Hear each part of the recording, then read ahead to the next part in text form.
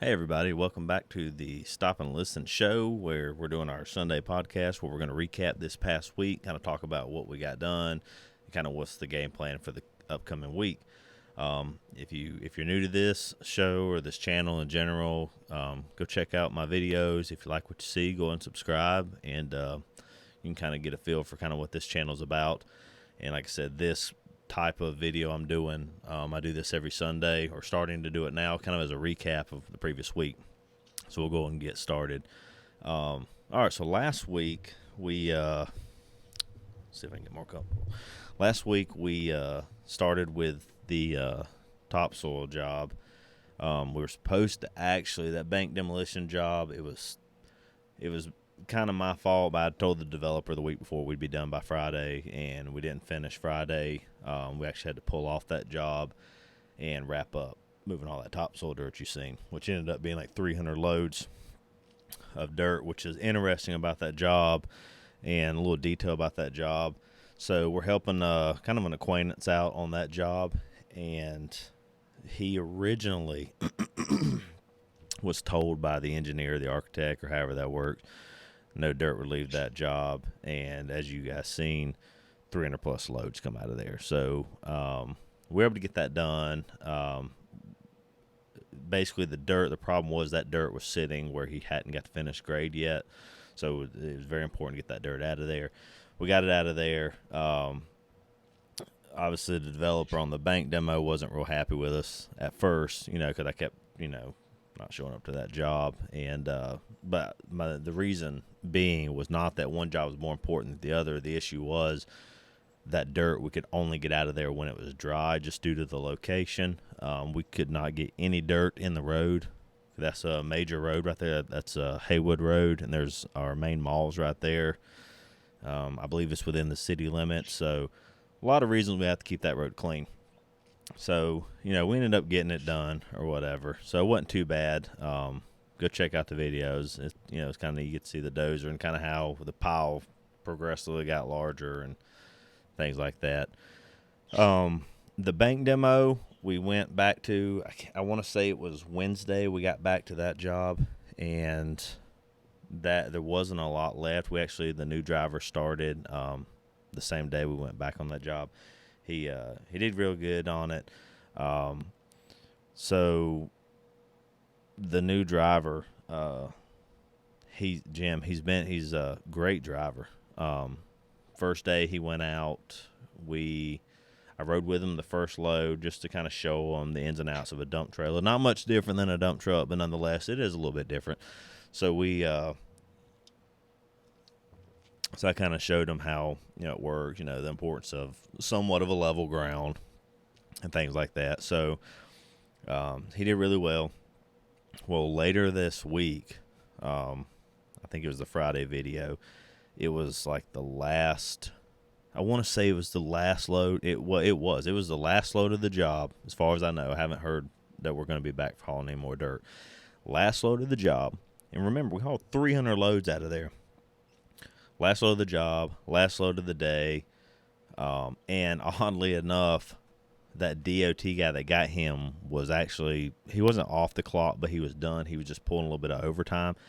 And he got yanked, gave us a overweight ticket because the weight we were hauling was really for back roads, and Jim hit the interstate, and we have different laws for interstate and back road laws.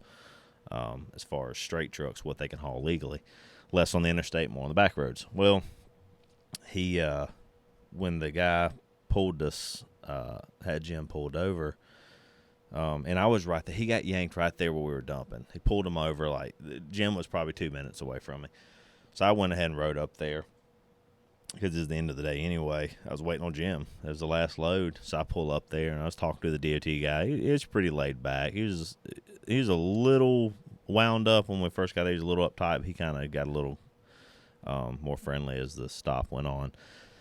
But he gave us a break. He didn't give us an out of service violation, which the two things he got us for technically out of service violations, but he didn't give me one for the overweight, even though I couldn't fix that on site. He didn't give me an out of service for that one.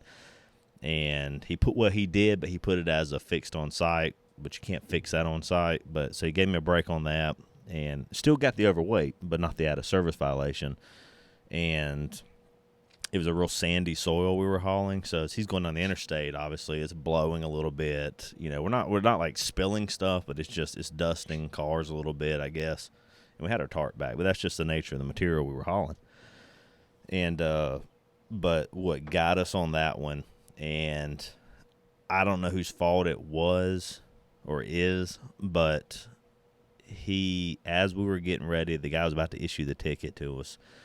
And the guy, he asked us, it was kind of random, but he said, "Is that truck automatic or manual?" And I was standing there. I said, "What's manual?" He's like, "Well, do you mind if I open the door and look?" I was like, well, you can. It's my truck. I know what it's got in it, but sure, if you want to look at it. So he opens the door. He's like, "Yeah," he said, "manual."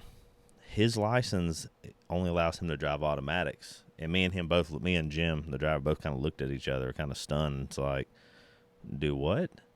And I understand nowadays there's restrictions for pintle hitch versus fifth wheel, automatic versus manual. I know that's kind of a newer law, maybe the past 10 or 15 years, maybe.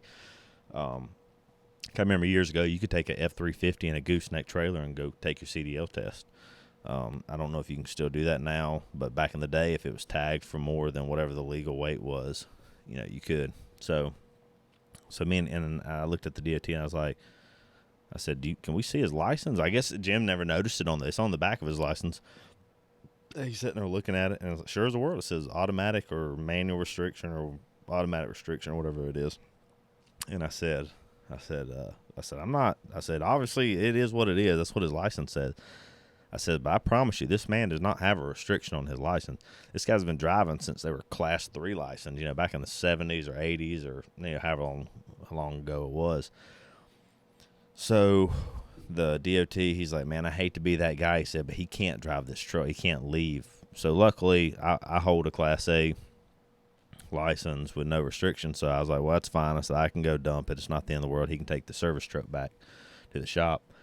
But the DOT guy could tell we were kind of in shock about all this. It wasn't like I hired a 20-year-old kid and he probably has a restriction, possibly. Normally that's the case. They go to these schools, they get restrictions put on them, or they get their license with a municipal job first, like a waterworks company or utilities company, and they've got automatic. We see that a lot, but for an old timer that's been driving his whole life, it was kind of we're confused. So anyway, the cop, back to the story, he said, we said, well, let me look at one more thing. He said, there's nothing I can do about it. He said, maybe we can figure out what happened. So he's looking at his 10-year MVR, which basically tells you everything that's happened in your driving career in the past 10 years. Every time you've been to the DMV, had a picture taken or a speeding ticket, it tells you all that stuff.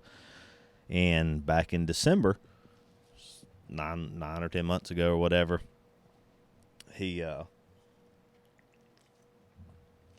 Jim had went to the DMV because he had moved here from Myrtle Beach. He was from up north, New York City. He come down here, lived in Myrtle Beach for 6 or 7 years, I think.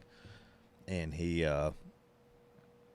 when he came here, he's looking for another job. And granted, this guy's pretty much retired. His wife, got a good pension. They're okay, but he still wants to work. So he, when he went to the DMV, he went and took his hazmat test so he could, and tanker endorsement, which are written tests.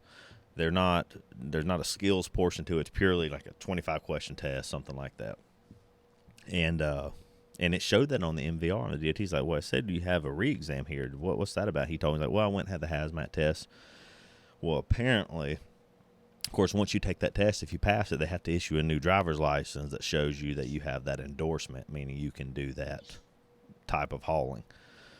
Well, and he got a new picture taken. Well, so at some point that day, someone at the DMV, I don't know how they fill license out and make them or whatever, but basically they checked the box that he had a restriction. Well, he didn't think to look. He's looking, because they'll give you your license. Well, everything look okay. You're dressed. And so he's looking like, yeah, it looks fine to me. And then he gets, I guess it's the first time he's been pulled over since then.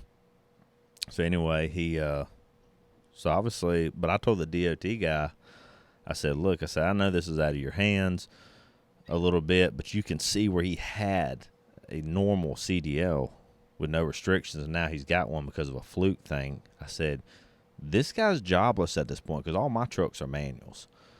And for now, and we're actually, and that'll be in future videos, we're actually looking at some automatics here within the, very near future, few weeks, a month, whatever. But anyway, I told the DOT guy, I said, you realize this guy is now jobless. Granted, with his experience, he could go get a job probably anywhere and be fine. But nonetheless, I was like, this man no longer has a job. I have nothing for him to do. He was hired as a driver, not an operator or anything like that. He's purely a truck driver. And you could tell Jim was bummed out about it and stuff. Well, I said, well, man, I said, you're not, I'm not firing you. I said, we'll see if we can get this straightened out first or whatever. Say, go to the DMV tomorrow, see what's going on. Anyway, the DOT guy left. I went and dumped the dirt.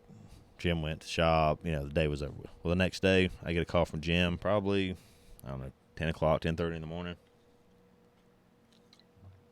And he said, man, you won't believe this. He said they basically admitted they messed up.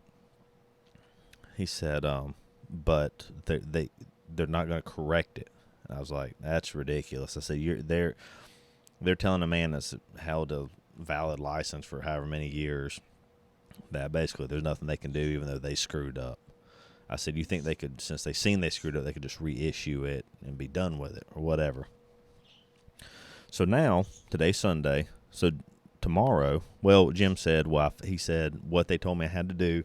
He said I have to go take the test again, not the written test or anything. We had to get a permit again, actually, out of all things. So he had to take a permit test that day so he could drive manuals. Granted, this guy's been driving longer than probably most of y'all watching this video. And he said, all I have to do is take the road test to show them basically I can shift gears. I don't have to do the skills test. I don't have to do the pre-trip. I just have to show that I can change gears. He said, I found a truck driving school, not too far from my office. He said Tuesday morning they can do the test for me or whatever. And I said, yeah, that's fine. He said, do you mind doing that? He said, I said, Jim, I said, that's a drop in the bucket. I said, I'll spend, with $200, whatever it is. Said, you're a great driver. I want to keep you here. If that's all it takes to keep you here, we'll figure something out. You can pay me back over time, whatever. I'm not worried about it. This guy's a straight shooter. I like the guy. So, I can tell he's very appreciative of it. Well, he called me. We hung up. He called me back 30 minutes later. He said, hey, the DMV called me back, said Monday morning they can get me in. Because he's eager to get it back. Because, this is this guy's life. That's all he's ever done. And he actually told me he was in, now I'm not sure how New York City's set up as far as the different boroughs and what you can see. I want to say he was in Brooklyn, somewhere. He used to drive for Walgreens, pulled like doubles or something up there in the 90s or early 2000s. I'm getting a little sidetracked here, but he said he remembers taking a lunch break and he could see the towers. I say Brooklyn. If you can't see the towers from Brooklyn, I'm obviously thinking of the wrong place. The guy, whatever he told me was accurate, but he said we seen the smoke, and he heard it on the radio. He heard what was going on and stuff. He said he remembers looking at it. He's sitting there eating a sandwich, and he said all of a sudden he sees this huge ball of fire. Well, in relationship to where he was facing when he seen the towers get hit, he didn't see the plane come in. He was on the backside, I guess, where the plane went through it or the fire come out the other side or whatever. And, so anyway, I mean, this guy's been around, anyway, that's irrelevant. But anyway, he was there. I thought that was interesting to meet someone that was there and seen it. Because that was a bad day for America. As good as it was that America came together, it's unfortunate what we had to lose so many people. That's very sad. But anyway, back to the story. He said the DMV could see him Monday morning, which is tomorrow. He said, you mind going over there in the morning? He said, I think it's at 8:30. I said, yeah, do I need to be at 8:30? What we need to do? He said, well, the lady recommended being there 15 minutes early. So he's going to come to the shop in the morning. We're going to get him. Well, he can handle any of the trucks we have, but we're going to take the Mack and one of our little short dump trailers, just because some of if it's the same road test I took years ago, they set you up to lose points because you're not supposed to cross any solid lines, but you're not allowed to jump a curb. If you hit a curb, it's an automatic fail. It's like you hit somebody, basically. Well, there's one turn they make you make. It's a large intersection. When you make the right, the lane going straight and the lane going right, there's all these painted lines right here for whatever reason. Well, the only way to make this turn without jumping this curb or this sidewalk is to cross those lines. So it's almost impossible to get a perfect score on their tests, but you can run that stuff over and still pass with flying colors. It's just, it's ridiculous. They need to pick a different route, to be honest with you. So anyway, Monday, tomorrow, he's going to meet me at the shop, and we're going to ride over there. Goodness. And he's going to go take his test or whatever. And I'm sure he'll pass, unless there's some weird, they're all about terminology and wording and stuff, so I don't know if he has to say anything while he's driving or do anything specific, but if it's purely driving, the man's got it. So, yes, that's an update on that. So, anyway, long story short, we got the dirt done. On that last load, we got hit. Guy yanked us, basically, gave us a ticket or whatever, which, we'll pay it. I think he hit us for, it was like $1,400, $1,500. And if you don't pay it within so many days, it's like $4,000. It doubles or triples. It's something crazy. So obviously we'll pay it because we're at fault, no matter how you look at it.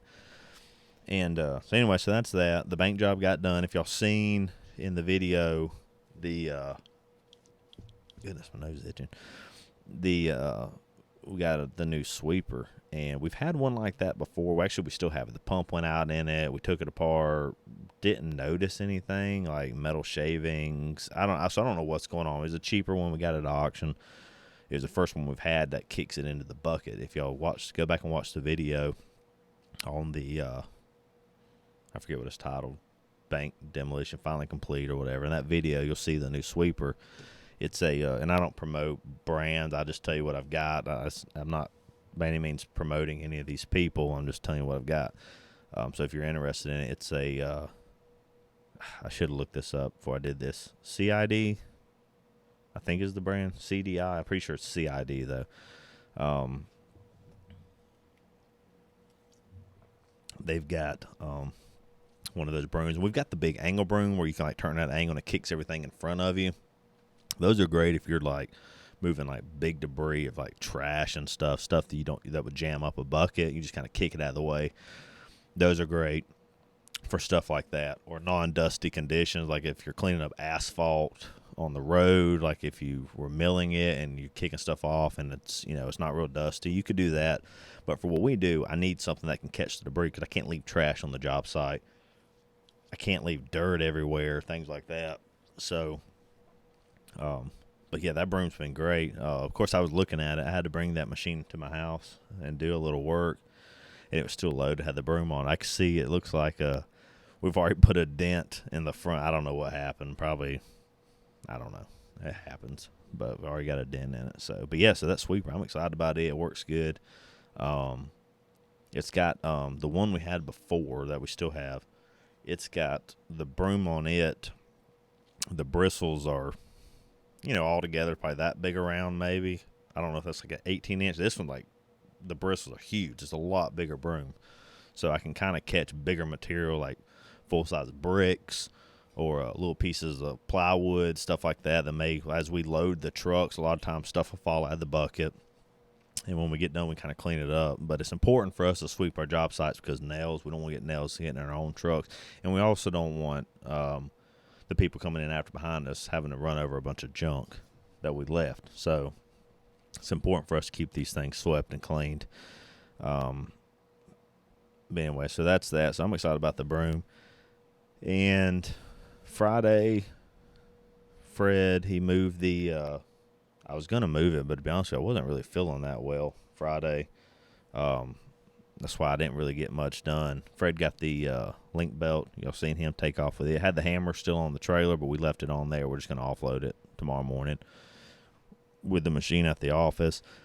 And so he got the link belt delivered to a job in Spartanburg, not too far from us, just a little north of us, about 45 minutes or so. It's a little block building. I don't know if it used to be a service station.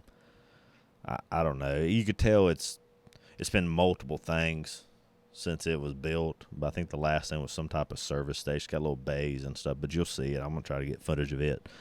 But it shouldn't be too bad of a job. I think, if I'm not mistaken, I think we're leaving the slab floor. But Omar and his crew, they did the abatement on it last week or the week before. I think it had some floor tile in it. And when I say abatement, which abatement basically is like a removal process, and we deal with asbestos also. So they went in. I think it was mainly floor tile. I think that was it. I think a little bit of caulking or glazing on the windows, maybe. I'm not sure. It wasn't a lot. So they got that done. So hopefully tomorrow, I'm thinking Oscar will go over there and start that job, kind of start tearing it down. Him, Fred, and like I said, it shouldn't be too bad, because after that, we've got to go to the hopefully they'll be done with the inland port as far as the abatement goes, and we can start tearing down those 4 houses there, because after that, then we have a few more little local demos, but we've got a huge project in Dillon, South Carolina. I think it's like 20 or 25 structures. And when I say structures, anything from commercial buildings to houses, kind of a hodgepodge, just a huge bid they put out. And we got that. So Omar and them will be going there, start the abatement process. Once they get done doing the abatement, we'll kind of come in behind them. Before they finish the abatement, they may knock out 7 or 8 abatements, then we'll go down there and start doing the demo, and they'll stay ahead of us just a little bit. We don't really want to catch up with them, because then we're kind of just sitting there in limbo, nothing to do. So we'll start that, and then so that'd be a good job. And that's, that camper y'all see, we'll end up setting something up like that down there. And our guys kind of hang out there. They can grill stuff. So sitting at a hotel, it'd be kind of neat for them. They can kind of hang out, because all our guys get along really well, as far as I know. If they don't, they haven't told me. But I believe all them guys. And I think there are a few women. They all get along real well, so that's good. And then yesterday, no, it wasn't yesterday. Yesterday was Saturday. Friday. Man, time flies. So Friday, I met with a guy. Because like I said, we're expanding our fleet. We're going to buy more dump trucks. We really hadn't been dump truck people. We've really been dump trailer people. But we've really gotten into dump trucks a lot, which honestly, they don't haul as much, but surprisingly, they don't haul much less. So we run, our primary trailers are 26-foot, 28-foot trailers, kind of high-sided demo-style beds. In fact, the Mac was pulling one of the black trailer. That's a 28-footer. Well, if you think about it, the sides are probably 15 inches taller than the dump truck bed. Our dump truck beds are 17 feet long. The dump trailer bed, I think, is 28 foot, so it's 11 foot longer. It's not even twice the length. It's not twice the height. So I think we're hauling, for every one load on our dump truck, we're probably hauling, well, I guess every load on the dump trailer is probably equivalent to 1.5 of the smaller trucks, if that makes sense. But anyway, but yeah, you want to haul as much as you can. That's less fuel, but it's a lot faster running those dump trucks, and it's one less axle, because we run tri-axles. So we've got 4 axles on our dump trucks. We got the 2 drive axles, we got the pusher, lift axle, helper axle, whatever you want to call it, and we have our steer axle. So that's 4 axles. Well, our lift axle is a super single, like a 385 size tire, 425. So we don't have duals right there. So there's 2 less tires. Well, on our dump trailers, our road tractors have, if we're using the heavy haul, there's even more tires involved. But the road tractor's got the 3 axles, and then the trailer's got 2 axles. So there's 1 more axle. So by running dump trailers, that's 4 more tires. Plus, if you take away the 2 tires on the lift axle, that's 6 extra tires we have to deal with running a road tractor and a dump trailer, which I know it doesn't sound like a big deal when you're talking tractor trailer, 6 more tires. What is that? But at $400 to $600 a piece, and we don't get the full life. So that's the problem we've got with tires. We don't get the full life. So if they say, "Oh, those tires are good for 50,000 miles," we almost never see that. Sometimes it's driver error, catching a curb, cutting a sidewall. It happens, but a lot of times it's the landfill. We end up getting so many nails on our tires, or we'll run over a piece of rebar at the recycle place that was kind of buried in the ground. Just kind of things out of our hands to mess up our equipment. So, tires for me are important because we go through a lot of them. So the less I have to replace, the better off we are. It's also one less set of brakes we have to deal with. They're shorter. They get in places better. And to be honest with you, when our dump trucks leave the yard, it doesn't even cross my mind. I want them to be safe, but in my mind, it's like, okay, there goes a truck. He's going to go generate money today. Shouldn't have any problems. When dump trailers leave the yard, it's like, hope everything goes okay. Hope they can fit in where they're going. I hope, it's not too windy, because they will shut down landfills if it's too windy, because the trailers are so tall, they'll blow over. So things like that. It's a lot less stress running dump trucks, and they're still stressful, don't get me wrong, but compared to dump trailers, it is a lot less stressful. Plus the maintenance of them. Tarps for dump trucks I think I pay $60 for a mesh tarp for an 18-foot, 7 by 18 feet. Our dump trailer tarps, I'm paying like $150, and then for my 40-footer, it's like $200 or $300 for a tarp. So obviously, in tarps, you go through tarps and demolition fairly frequently, because nails and the material, the tarp gets drug on the nails and it makes cuts in it, and over time, it just becomes, kind of scraggly. So, but anyway, so that being said, Friday, I talked to, we just hired Jim. So, backstory. I drive trucks sometimes. Most of the time I move our equipment. But I will get in a dump trailer or truck if need be. I had 2 full-time drivers, and I've got part-time guys I can call on if I need them. But one of my full-time guys, I had to let him go. I won't give out his name or reasons why, but I had to let him go. Hired Jim. Of course, I'm having to deal with that situation, which hopefully won't be a big deal. Well, Friday I met a guy. I'm pretty sure I've hired him. He's a good guy. He's kind of new to trucking, but he's got his pilot's license. I mean, the guy's level-headed. You can tell the guys probably catch on pretty quick. So that'll be 3 drivers, because I think Jim would be fine. If not, that's 2 full-time drivers. And then I've got another guy. Actually, while I was having the interview with that guy Friday, another guy walked up and seen our sign looking for drivers, and we got talking. But he pulls a tanker, gasoline, but sometimes if it's a slow day or whatever, he said, "Can I call you guys if y'all got a truck? Could y'all?" I said, "Oh, yes, I like part-time drivers. It kind of works good for me if it's a slow day and I don't have nothing for you to haul, or if it's raining. I don't feel bad that you're not working because you don't really need the work." So that's always nice. And then my brother-in-law starts with us 1st of October. So potentially 4 full-time drivers is what I'm looking at. So that's why. And I've got enough trucks for those guys. But as far as dump trucks, I don't have that many dump trucks. So I need to expand that fleet, which we're looking into within the next couple of weeks. So that'll be nice. And we're looking at going to automatics, because I'm starting to see the benefit of having automatics.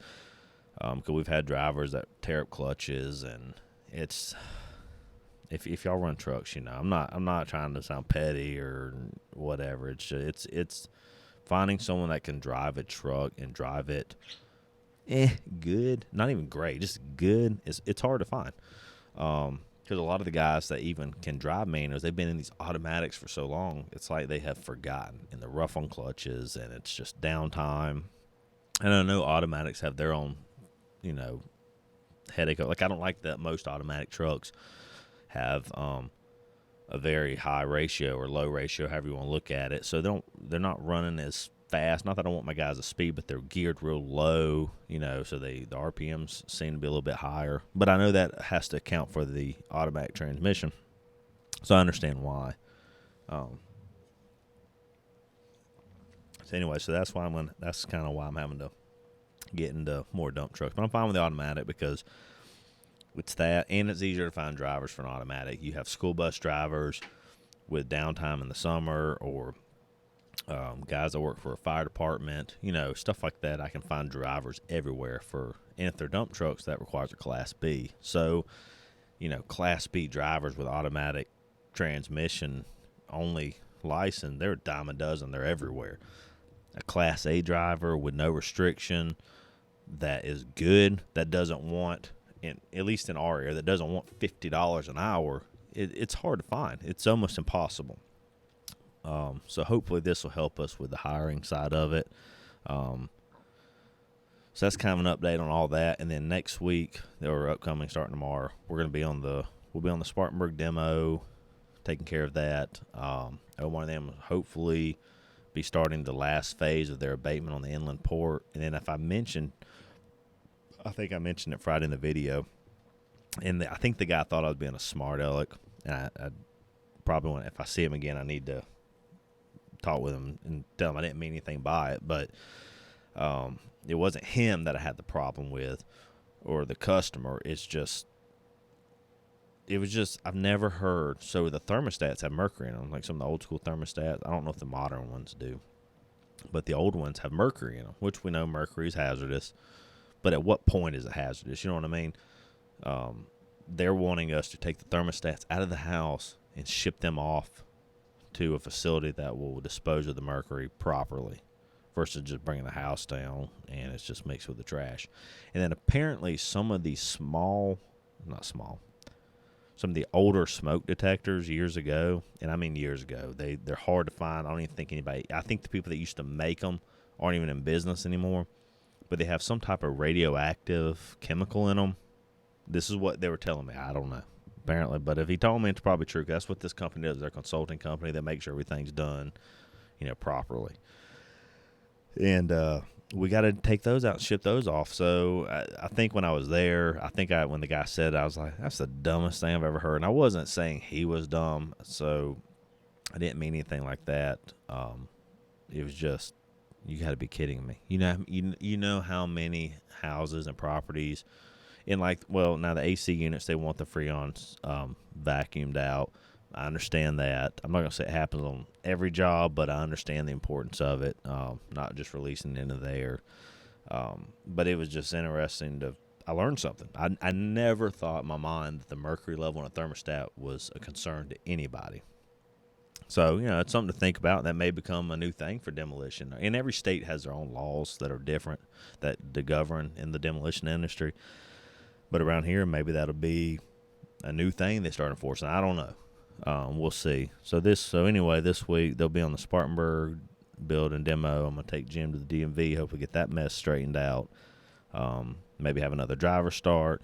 Maybe go look at a new truck. Maybe two. I don't know. Trucks are very expensive, as y'all know. They want $300,000 a piece now for these trucks, which they're nice, but the rate for what you can charge has not got there yet. So to me, we're kind of stepping back a little bit as far as making profit off of dump trucks. But fortunately, I don't just do hired hauling. It's to help me get rid of my material on my job. So that's the main thing. So that Omar will be at the inland port doing that job. Eric will be back in town. He's back from vacation. He went back down to Honduras to see some family, or Colombia. I think he went to Colombia, but then he lives in Honduras, so that's where he was from originally. So I think he went down there to see some family for a couple of weeks. He's back, and he's our main mechanic, so he will that cylinder I was going to get taken off that Volvo that was leaking, he'll get that taken care of, service some of these vehicles, fix some of these little things that have kind of slowly accumulated over the past few weeks, because things break down quite often in the demolition industry. So not having him for 2 weeks, things kind of got racked up, but it's not the end of the world. We still kept going. We were fine.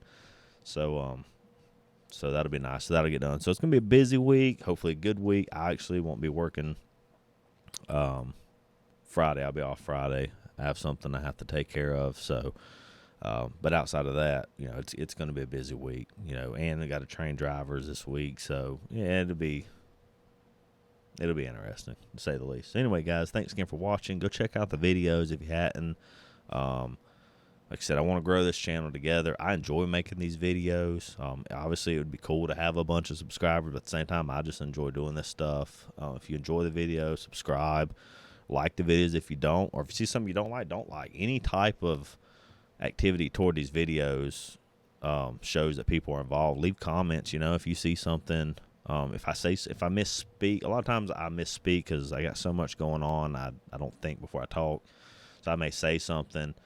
It's not that I'm intentionally lying. I just had a brain fart moment kind of things. But if you see where I messed up and I gave false information, chime in the comments. Now, be careful how you correct me. I'm not, but it happens. Like I think a guy commented on one of my videos. I was talking about the CDL laws with 26,000, and he was right. It is more than just being under 26,001 pounds. It is also, are you towing more than 10,000? That's also accounted for. I'm glad he brought it up in the comments. Hopefully y'all that watched the video seen that and seen there is more to it than that. I was just speaking very broad, but he made a valid point. Kind of got ahead of myself on that one. So, but anyway, yeah, check out the videos if you like them. Watch them, subscribe, whatever you guys want to do. But we're going to keep doing this thing. Like I said, Monday through Saturday, we'll post action videos, things we're doing. Sunday, we'll do the podcast and kind of talk about everything. So thanks again for watching, guys, and I will catch y'all tomorrow on the job.